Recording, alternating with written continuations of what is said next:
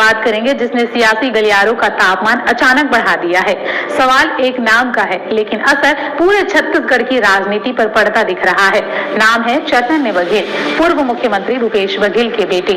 Jail से जमानत पर बाहर आने के बाद अचानक से दिल्ली पहुंचना, कांग्रेस के राष्ट्रीय अध्यक्ष मल्लिकार्जुन खड़गे से मुलाकात, फिर प्रियंका गांधी के साथ तस्वीरें और इन तस्वीरों को खुद भूपेश बघेल द्वारा सोशल मीडिया प्लेटफॉर्म एक्स पर साझा करना।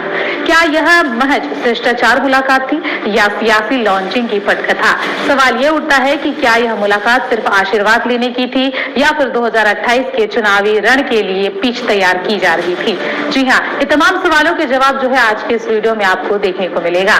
तो सबसे पहले पूरा घटनाक्रम समझते हैं। जुलाई 2025 में ईडी ने कथित शराब घोटाले और मनी लॉन्ड्रिंग मामले में चैतन्य बघेल को अरेस्ट किया था। आरोप लगे थे कि कथित घोटाले की रकम का हिस्सा उनके पास पहुंचा। करीब 6 महीने तक वे रायपुर सेंट्रल जेल में रहे। वहीं राजनीति में आधिकारिक तौर पर सक्रिय न होने के बावजूद उनका नाम सुर्खियों में रहा। लेकिन जब वे जेल गए तब भी समर्थकों की भीड़ उमड़ी और जब जमानत पर बाहर आए तब भी वही नजारा नजर आया। भीड़ सिर्फ सहानुभूति या फिर संभावित नेता के स्वागत की तैयारी थी। यही चर्चा जो है अब हर चाय की चौपाल पर है। चैतन्य बघेल की पृष्ठभूमि देखें तो उन्होंने महर्षि विद्या मंदिर से पढ़ाई की थी, भिलाई के शंकराचार्य विश्वविद्यालय से बीकॉम और फिर भिलाई इंस्टीट्यूट ऑफ टेक्नोलॉजी में एमबीए किया था। वे खेती किसानी और रियल एस्टेट कारोबार से जुड़े रहे, यानी कि राजनीति में सक्रिय भूमिका नहीं, लेकिन पारिवारिक विरासत जरूर है। और अब दिल्ली की तस्वीरें ने ये कयासों को हवा दे दी है। बीजेपी ने इस पर तंज कसते हुए कहा है कि ये कांग्रेस है जहाँ कार्यकर्ता नहीं वंश आगे बढ़ता है।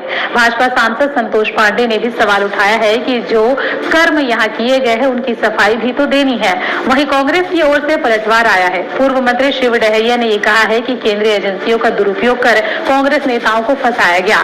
छत्तीसगढ़ कांग्रेस के अध्यक्ष दीपक बैज ने बयान दिया कि काजल की कोठरी में बैठे लोग दूसरों को दागी कह रहे हैं, यानी कि आरोप प्रत्यारोप की राजनीति शुरू हो चुकी है, जबकि चुनाव 2028 में है। क्या चैतन्य बघेल की एंट्री तय मानी जाए? क्या कांग्रेस में फिर वंशवाद का कार्ड खेला जाएगा? क्या जेल से निकलते ही दिल्ली दरबार की मुलाकात महज संयोग है? क्या 2028 की दावेदारी की स्क्रिप्ट अभी से लिखी जा रही है? और सबसे बड़ा सवाल, क्या जनता इसे स्वीकार करेगी? और अब मुद्दे पर लौटते हैं। छत्तीसगढ़ की राजनीति में परिवारवाद कोई नया शब्द नहीं है। देश की राजनीति में भी यह बहस दशकों से चल रही है। कांग्रेस पर अक्सर वंशवाद का आरोप लगता है, लेकिन कांग्रेस का तर्क है कि राजनीति में आना हर नागरिक का अधिकार है, चाहे वह किसी नेता का बेटा क्यों ना हो। सवाल यह भी नहीं है कि अगर चैतन्य बघेल राजनीति में आते हैं तो क्या वे अपने पिता की राजनीतिक पूंजी पर सवार होंगे या फिर अपनी अलग पहचान बनाएंगे।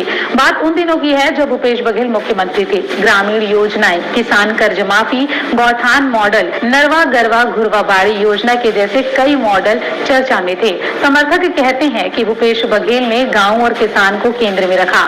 आलोचक कहते हैं कि घोटालों और आरोपों की परछाई भी साफ चली। अब अगर चैतन्य बघेल राजनीति में आते हैं तो उन्हें इन दोनों ध्रुवों के बीच संतुलन साधना होगा। राजनीति में एंट्री का समय भी अहम होता है। जेल से जमानत के तुरंत बाद दिल्ली पहुंचना, राष्ट्रीय अध्यक्ष से मुलाकात, तस्वीरों का सार्वजनिक होना, यह सब राजनीतिक संकेत देता है। सियासत में संदेश अक्सर शब्दों से ज्यादा तस्वीरें देती है।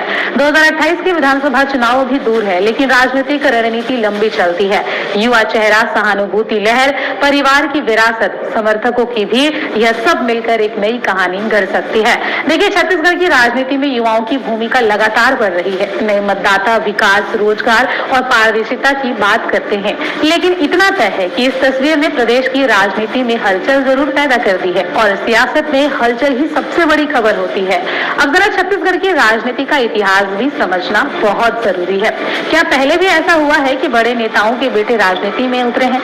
देखिए, यह सिर्फ छत्तीसगढ़ की नहीं बल्कि भारतीय राजनीति में वंश से नेतृत्व निकलने का सिलसिला दशकों पुराना है।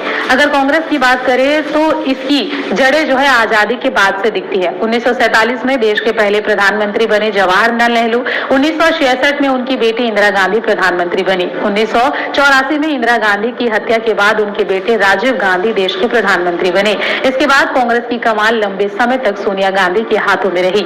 1998 में पार्टी अध्यक्ष पद संभाला। आज उसी परिवार से राहुल गांधी 2004 में राजनीति में सक्रिय हैं और सांसद रहे, जबकि प्रियंका गांधी 2019 में औपचारिक रूप से सक्रिय राजनीति में आई और अब चुनाव भी लड़ चुकी है। यानी कांग्रेस में परिवार से राजनीति में आने का सिलसिला कोई नई बात नहीं है, यह ऐतिहासिक रूप से मौजूद रहा है।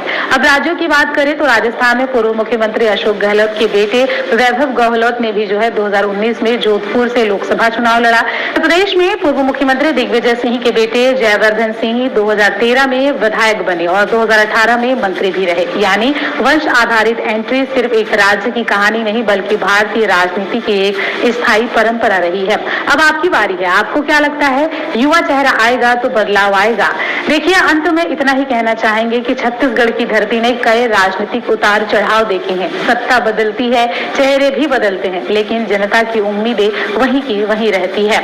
अपनी राय आप कमेंट में जरूर लिखिएगा।